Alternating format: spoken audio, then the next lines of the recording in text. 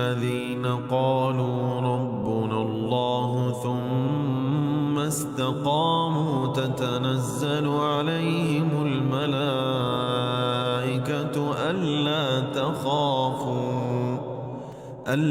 تخافوا ولا تحزنوا وأبشروا بالجنة التي كنتم توعدون نحن أولياؤكم في الحياة الدنيا وفي الآخرة